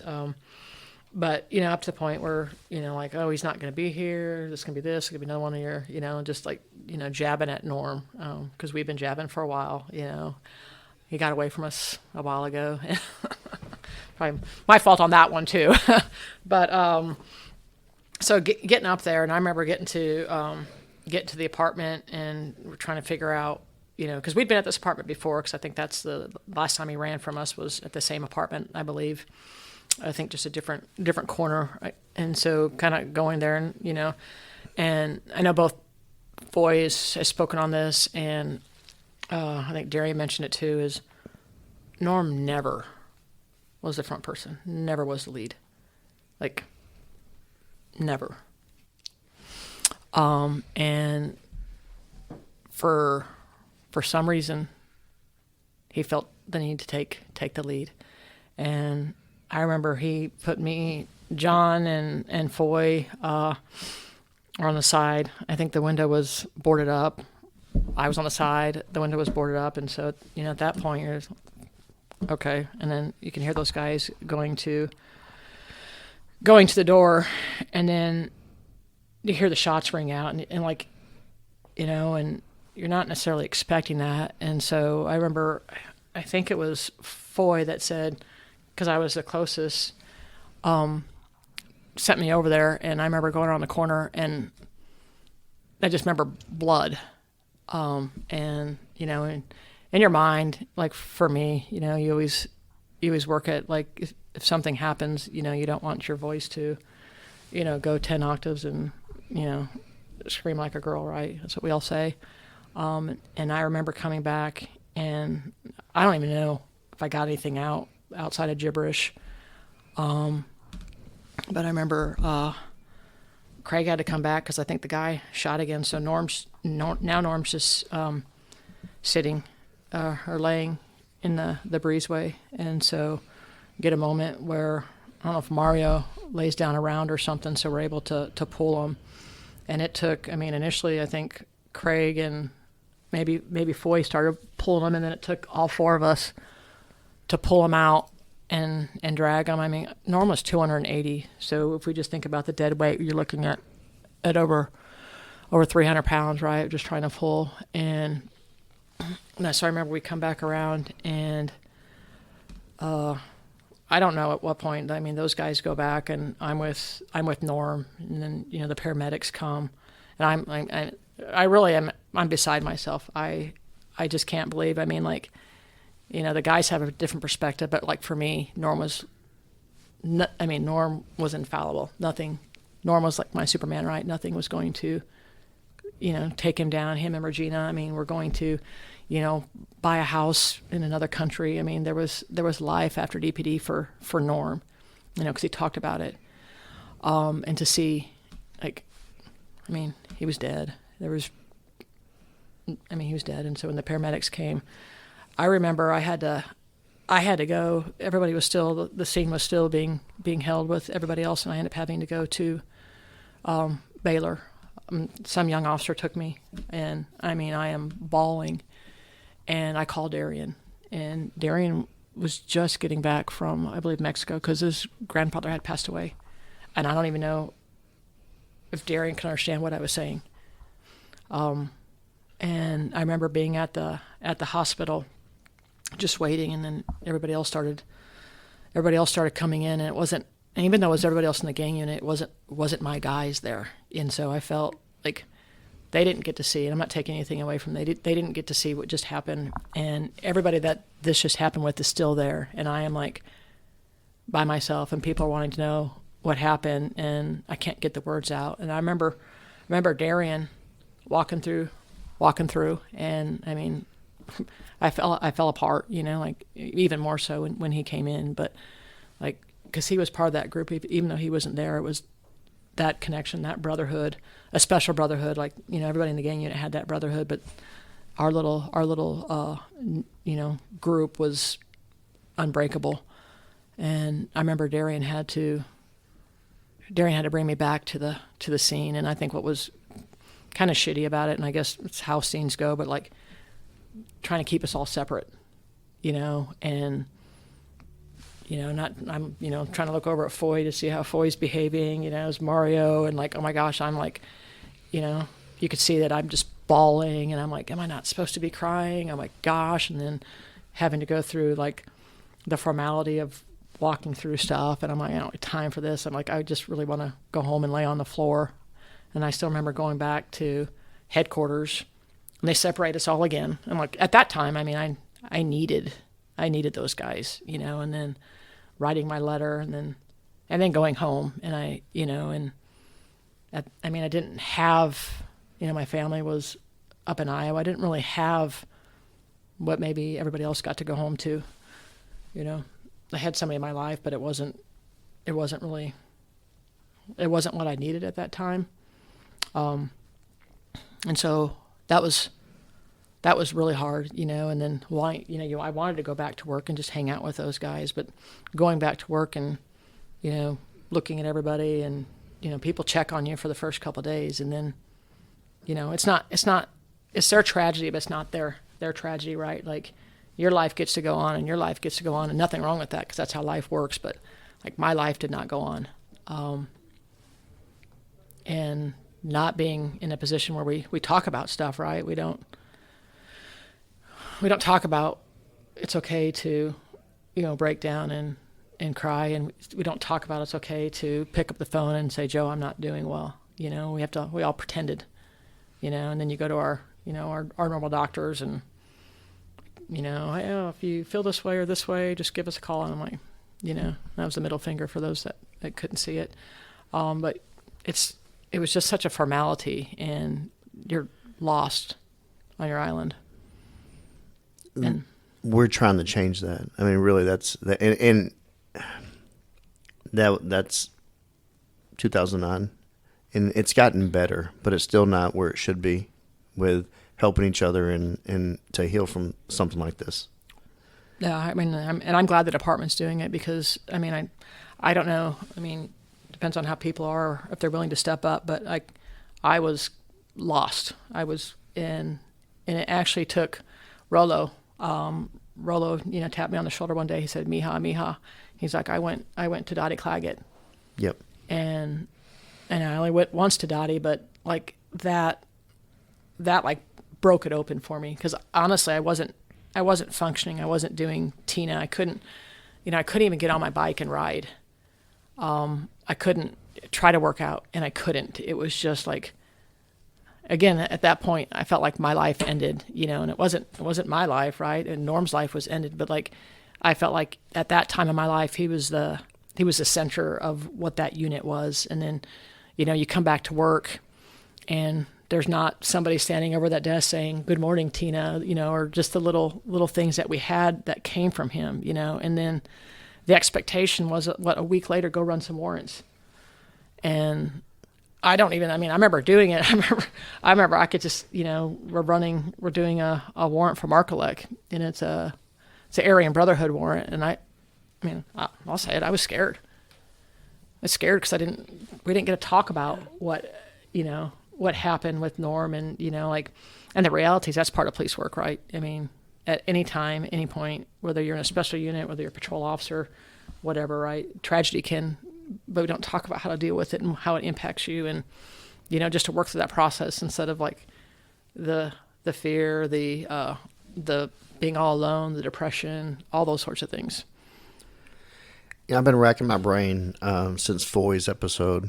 And, Darian, we talked offline about it too, about everybody was so surprised when Norm wanted to go first. Everything was so out of the ordinary. Mm-hmm. And I was talking to Foy about that. I was like, I wonder if it was because he kind of like, it was his deal and kind of, all right, dragged everybody off the couch to go do one more that night. So he wanted to take ownership and be the first up there. It's just terrible fate. Oh. And it just unfolded that way. After that, Foy talked about going out and running the first warrant. He felt he had to be the first one at the door. He had to get back in the saddle. How did you cope and as a unit, how did y'all take care of each other, and where did you get your strength from? I honestly got my strength from the guys. Mm-hmm. That's what I had at that time is, the fellas. They were hurting. My ride or dies, and Foy had a different perspective, but I also think like different people had different types of support afterwards. I didn't have anybody outside of our group reaching out, and talking me through it. I don't know if I think some of those guys did, and so Foy jumps in, and now he's going to be take command, and I'm still like, I don't want any of us to go, right? I'm like, well, I don't want Foy to die. I don't want Darian to die. I don't want, and so I had that to work through. And so that was my thorn. It wasn't be the first. It was just like, we need to get our minds right. Cause I still didn't feel like our minds were right to really get out there and do what we're doing. And I'm sure they weren't right. How could they be? Yeah. And I know we just had to pick up and pretend everything was Norm, but like my personality, a lot of you guys know, like I couldn't do that, and there was just and that's why you and I talk all the time, and you've heard, I'm like that, my mental health at that time, and who knows the impact that's had now, but was not right. And if your mental health is not right, you cannot do the function 110% that you need to do. And the things that we do, I think, require that absolutely that mental focus and that 110%. And if you're waffling in this cloud of I don't knows, and you're not solid in where you go, I think that's difficult. Yeah, that mental acuity has to be there. Mm-hmm. If not, you can get yourself killed or hurt or somebody else. Mm-hmm. After this incident, how long did you stay in the gang unit after that? Till 2012. Okay. And then I promoted in 2012 to a sergeant, and then that's when you left the unit. Yes, okay. Sir. So y'all moving forward after that incident, you stayed 3 more years. It was different, right? Everything was different. I know new training and policies came out after that, and Sergeant Mobley, because I was in the CRT at the time, and we had to go through all those with the new warrant training, basically. How did that unit function after losing that leader? We still had a mission, and we still had to go out there, but it wasn't the same, because there wasn't. People tried to step in and fill Norm's role, and at the end of the day, like sometimes you can't fill that hole completely. There's always going to be the emptiness of what Norm was. You out there, and and Norm had these relationships on Channel 3 that nobody can replicate. I'll argue with anybody. Like, you cannot replicate what he had because the way he did it. Like I said, himself, he was larger than life. Even though he was out there trying to catch you, there was still, that mutual respect. And it's just a different world. And I just don't think that he took the time and he went beyond what we would say our normal function, our mission, our duty was in the gang unit to really get to know these people. Yeah. Right, wrong, and different. And that was hard. Again, we still did our mission. We still had the relationships with the detectives and stuff, but it just wasn't the same. There was no, coffee talks with Norm and just the things that we did.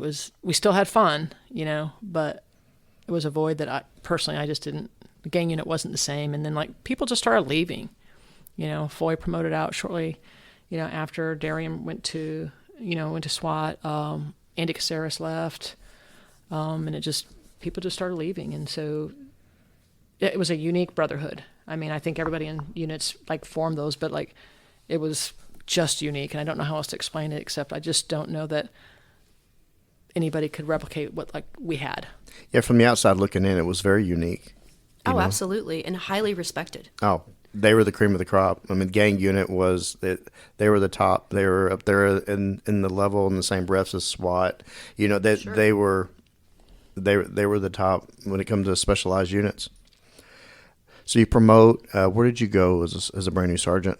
I went back to Northeast. Okay. I went back to Northeast, and then I stayed there. I think it was probably 6 or 7 months, and then I think you had talked to me about it, but then Chief Elsie had, pulled me over for Metro, which was, my mind was going to be like the disruption, and no, Randy, it was not like disruption. Didn't even mirror what disruption was. But from there, I went to Metro, and I can't remember how long I was in Metro, and then Chief Brown pulled me to that. They brought those sergeants over for reality-based training, and so then I went over there. Well, that was important training. That was a great training. That was starting up, and that helped a lot of folks. I did that training for a bit. I was one of the instructors, and I loved it. And I thought it was really, really good training and really needed for that time, especially. Yeah, but I didn't.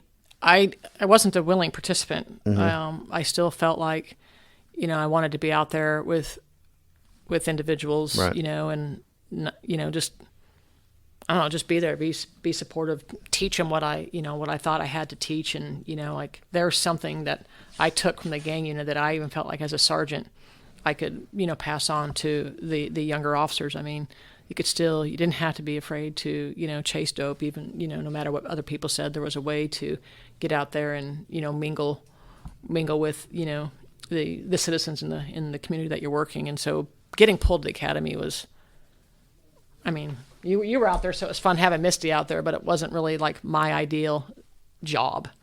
A year there, I took some things out of it, but I still liked being out on the street because I still felt like as a young sergeant that I could have an impact, and I wanted to have an impact.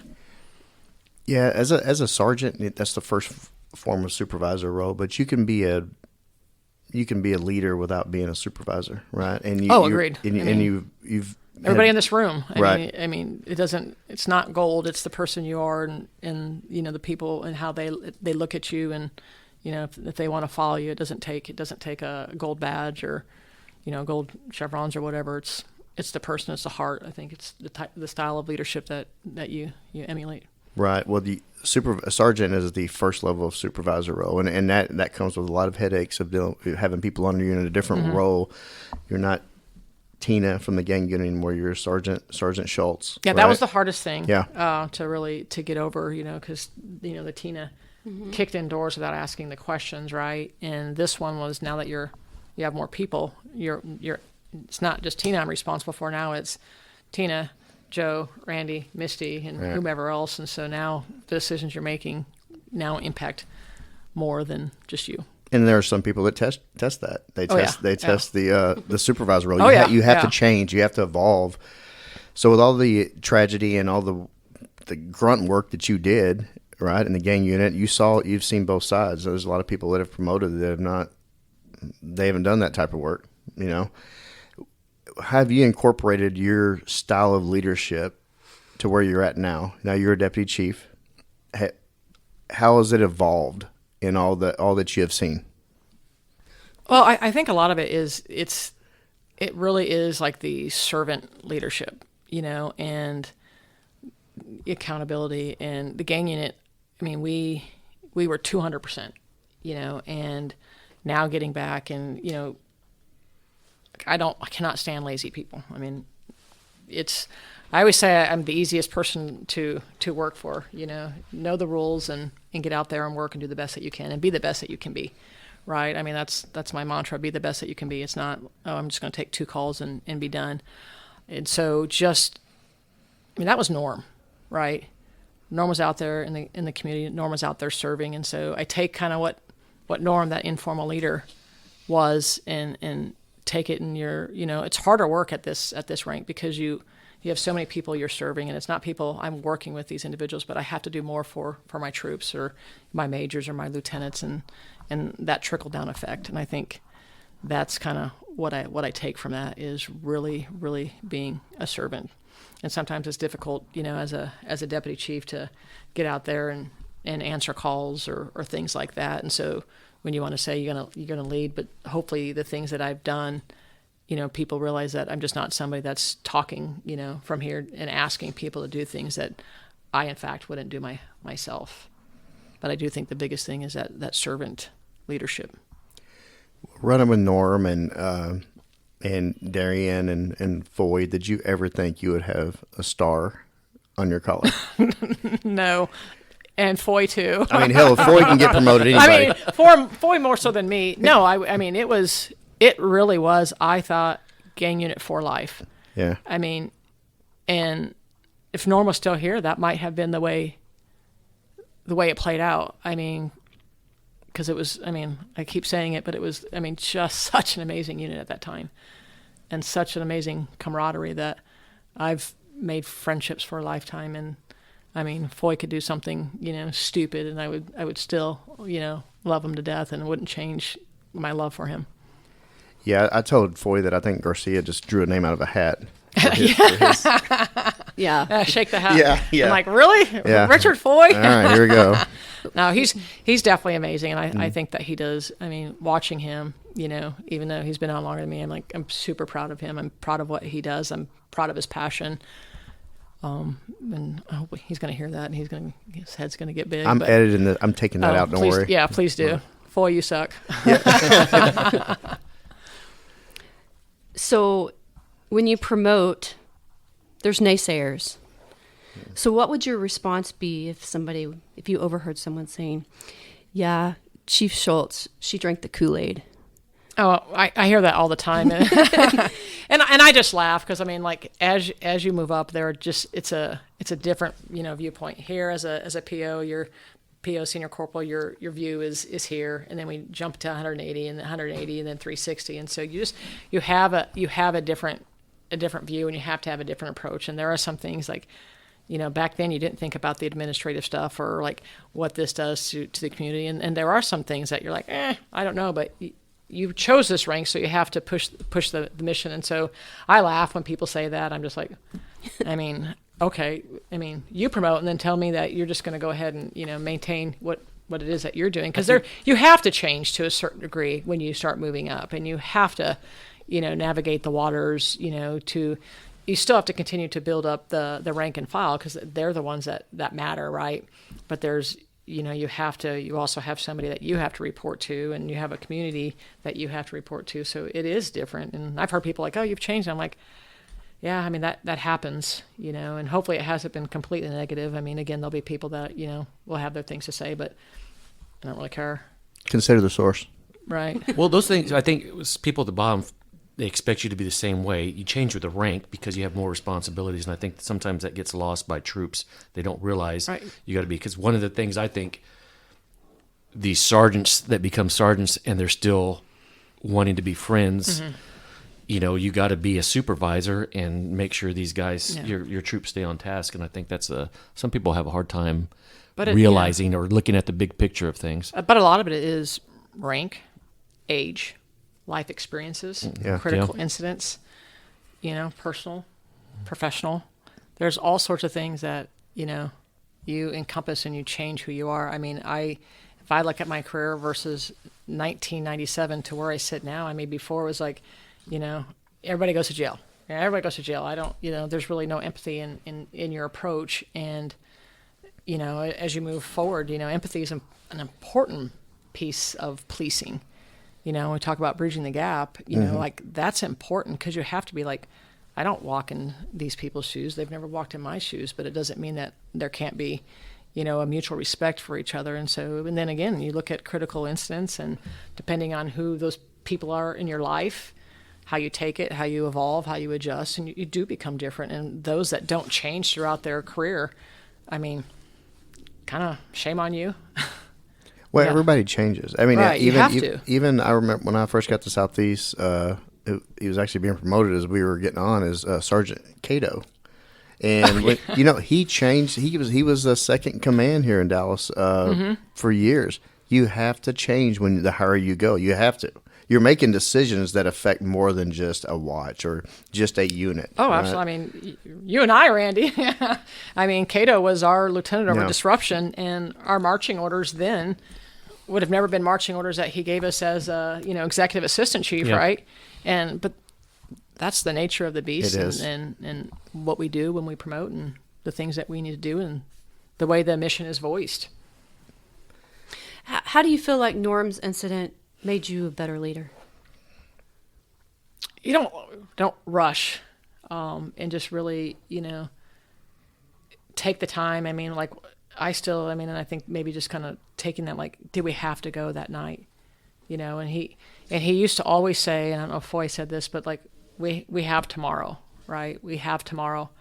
And for whatever reason, that day wasn't, we have Sure. tomorrow. And so that perspective changed. But, I guess what I take out of it, my leadership is like, I would want Norm to be proud of me. And Carolyn always tells me, when she's Norm's mom, that she hears from Norm, and he says that he's proud, and so I take that. But my biggest thing is, he'd always heckle with the command staff, and say the things that he would say. But I would hope that he's proud of what I've done and who I've become and the type of leader that I am. I'm sure he is. How could he And not he would be? have told me I was stupid. Yeah.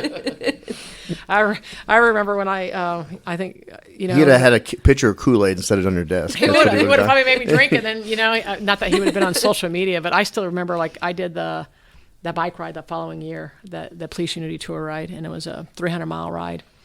And you just think about Norm, and there was two. I think it was was it 60, 100, 100, and then a 40-mile ride, and so the second or third day, I mean, you're getting into it, and everything's sore, right? And everybody's passing buttercream, and I'm doing this ride with buttercream to put in your crotch, for those that don't know what I'm talking about, just to keep it. I have some on now. So Yeah, that's okay, good. because in your tights. Thank you. But when I'm riding, I'm just like, these horrific hills, and I'm like, Norm would tell me I'm the biggest bleeping idiot ever. I'm like, why am I doing this? And Monica Almeida, who was doing the ride for me, she's like, you're doing this for Norm. He'd be so proud of you. And I'm like, no, he wouldn't. So to say, would Jump he be that damn proud of bike. He would not be. He'd be like, you're stupid. Let's go eat some cake, is what he would have said. Let's, eat 300 pieces of cake throughout the year, and we'll call it good instead of riding 300 miles. And so I say that to be like, I don't know if he would say he's proud, but like at the end of the day, like I do think about that. I wear my memorial bracelet every day. I go out to the cemetery every year. All right, I want to talk about another incident where your body was broken again. This recently, April 19th, 2020. You were involved in another accident. Can you describe this? Yeah, actually I can. I'll be cautious because I don't want to speak ill of another agency. Okay. But it was right around COVID and shelter in place, and so that at that time everybody's trying to find the Clorox and trying to find the Lysol and trying to find. So it's like 10:30, 11 o'clock, so I'm trying to hit these places, and I get to Target, and I find, some bleach. I'm excited about that. I go to Trader Joe's. And I remember this, and that day is actually, my dad was actually preaching, and so I remember sitting in the Trader Joe's parking lot so I could listen to the rest of my dad's sermon before I left. And there was about 15 minutes left, and so after that, Dad does the music too, and so listening to that on the way home. So I'm coming up to Mockingbird in Inwood, got the green light, and next thing you know, I'm upside down in my truck. I hear sirens, my seatbelt's locked, and I'm just yelling like, "Get me the fuck out of this!" Out of this truck, and the officer comes around and has to cut the seatbelt. And they were running code 3, but running code 3, reckless. And so, but no, like I said, I try not to get into that. But I remember trying to hop up, and I remember Mandy come into the scene, and she kind of got mad at me because I'm trying to act like I'm running the scene, which I'm not. I'm wanting DPD to get there. I can't find any of my phones. And I actually remember somehow Chief Hall, I think, somehow got Mandy's number and ended up, talking to me because I was just going to go home. I mean, my hip hurt a little bit, but I was just like, I just want to get home. I mean, like, my body hurts. And she said, no, you need to get to the hospital. And so, again, COVID, I go to the hospital, and, like, I'm all by myself. And I'm still thinking, gosh, my hip hurts. But I was walking around, so, I mean, probably just, even though, I got hit at, pretty decent speed. I mean, I think at the end of the calculation, I got hit at 56 or 57 miles an hour. I still think, I was okay. And then I remember I had to go in for an x-ray, and then they must have seen something, and then they sent me to something else. And I remember the nurse tells me that it looked like on the x-ray, the CAT scan, that part of my neck is broke again. So it wasn't I guess the vertebrae itself is like those round nodules that where your arteries and your veins go through. And so I don't have my phones. I can't call Mandy. I can't call my parents. I can't call anybody. And so I'm sitting in this hospital bed with the possibility of, again, having another broken neck. And, you go back to your old experience of like, what does this mean? Like, how's this going to impact me? And I think another 5 or 6 hours, I finally was released and came home with another big freaking, brace. And I had to follow up. I was out of work for 2 months. I mean, and I begged the doctor to come back because during that time were the George Floyd riots. And I mean, I watched it on the internet, and that crushed me. That crushed me that the officers were out there dealing with the riots. It crushed me that I couldn't be a part of that team. And I was just, again, in my mind, I got lost in my mind, and that depression and sadness, came in. But I actually, it wasn't Dad this time. It was Mandy there that was like, my support and being positive, and we'll get through this, and those kinds of things. You had some other people reach out to you from your Blue family in support. Can you talk about them? One specifically is everybody knows Paul Younger. Paul Younger actually sent me a card. And I get this thing in the mail, and it was a handwritten card. I mean, and honestly, I'm thinking, out of sight, out of mind, right? Everybody's dealing with this stuff. Everybody has forgotten about me. Again, woe is me. And again, the tragedy happened to me, nobody else. And so he, by him saying that card, and then Avery checked in with me a lot. But he also knew that, I had my mental, part I had to deal with, and Chief Hall, would check in, like once a week, and that helped. I know some other people, called or text initially, and then, people sent me cupcakes and cookies, and I was like, that's the last thing I need is I'm laying on the couch and I can't work out. I can't do anything. And, I'm eating these, Kim Owen sends me like a dozen of these mini, chocolate muffins, and they're gluten free. So of course I could eat the whole dozen, but stuff like that. But I had some really good people, and I'm probably missing a few. So I do apologize if they're listening, but it was probably that, that you didn't feel all alone. And again, we go back to critical instance. It's just nice to know somebody's thinking about you, and that you're not all alone, because sometimes we get into our own brains. And I think that's the hardest. Our heart can be like, get going, but it's our brain that has to actually get into the mindset of, I'm going to fight through it. I'm going to forge through it. Just because I broke my neck again doesn't mean my world is at the end. And again, I'm the maker of my own destiny, And once I'm cleared, I got to get up off my butt and get back and do the things that I can do to come back to, somewhat full duty. Well, you learn that mentality going back to 21 years old, right? So years of picking yourself back up, right? Mm-hmm. This time it wasn't Dad though, so this time it was other people, and it was my peers and my friends. I think you and Darian came over one day just to see and check in. And it's just like, like, do you need anything? And of course, at the end of the day, I need a new neck, but right. Well, you picked yourself back up, right? After you had some help, but it was probably different from when you were 21 years old. And I'll use a Batman Begins line: "Why do we fall? So we can learn to pick ourselves back up." Right. When you found, how long did it take to get back to the job? The doctor let me go back, I think, after 2 months on light duty. I didn't get released to full duty until probably maybe close to the fall. I don't remember when it was, but I still remember. We still had protests and stuff going on, and that first day I was back in uniform. I think they were having one. I wasn't even assigned to be in the command post, but I walked my little butt down there, and I just sat there until everybody was gone. And that like I needed that, because I just felt like I hadn't been there for everybody else, and everybody knew. So I don't think anybody was being critical of me not being there. But like, again, that was something that I had to do for my mental fortitude, is to be part of it and to get back in the mix as much as you can as a deputy chief. Well, I'm glad you brought up about, feeling forgotten, right? And feeling like people actually care. And the department's coming up with, a new program. You're involved in it. It's a peer support, mental health, in checkpoints. We're going to be reaching out and checking on people, and you're going to be a part of that. Misty and I are both involved in working on that, and I think that's going to be a good thing. So people, and I've reached out to people, and all of them positive feedback going, wow, the department should have been doing this a long time ago. And that's something what you're talking about. You just had people calling you up to say, checking on you.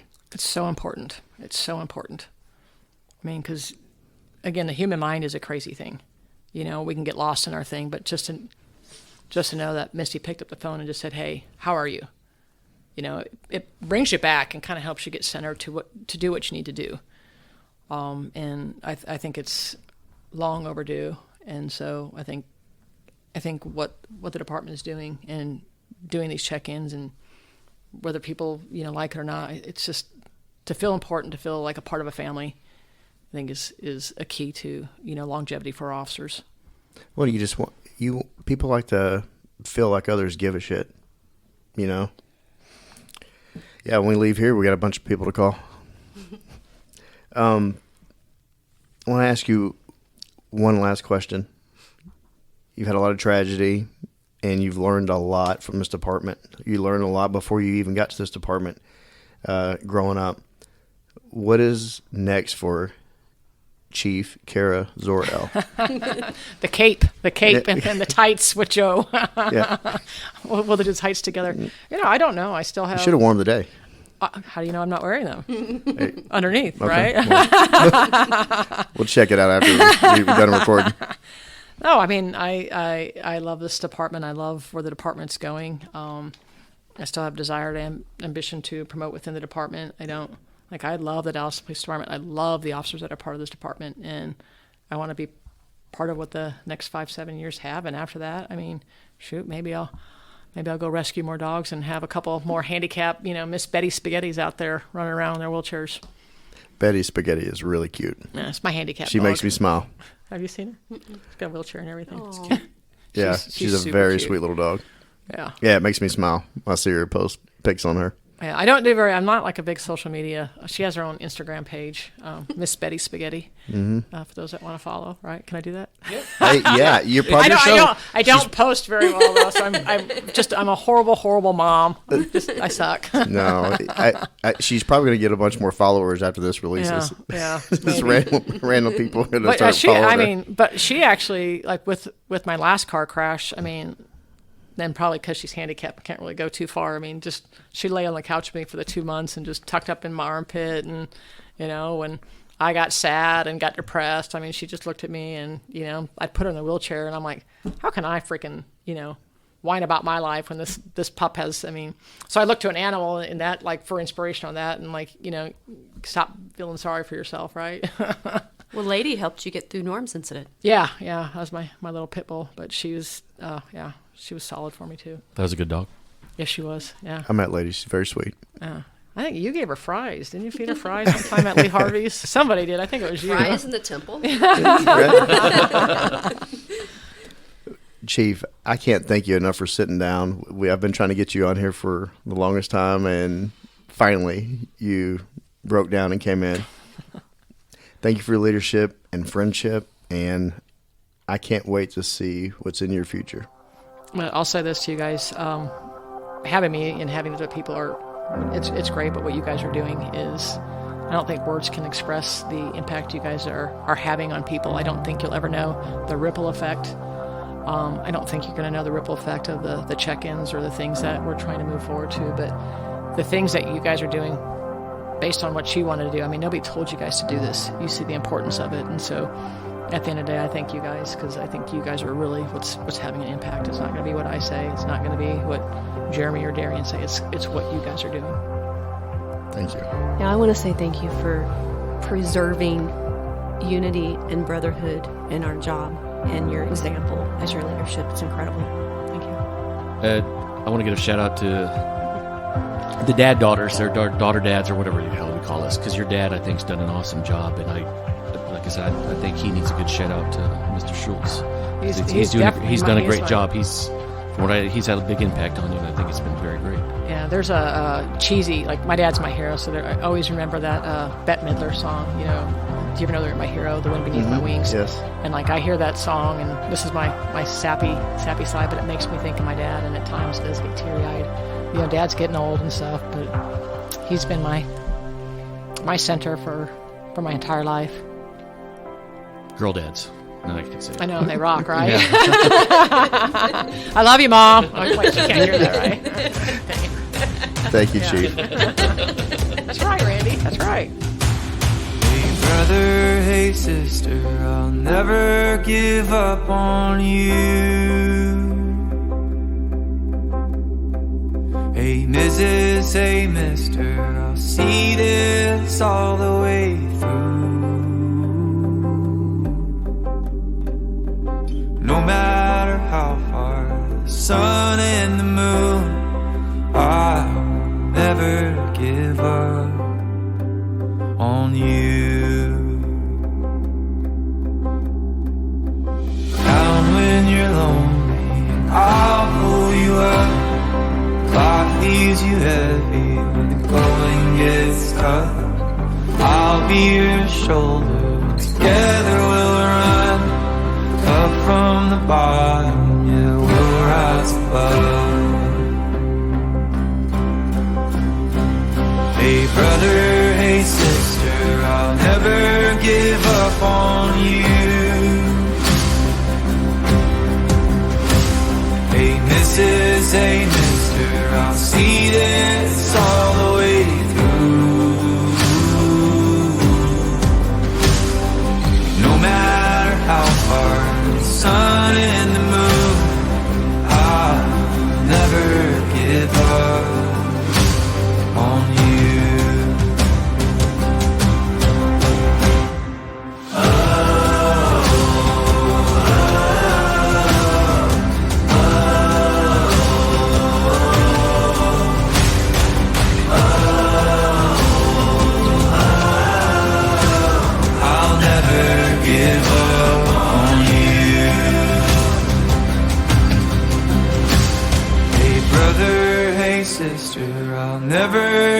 give up on you.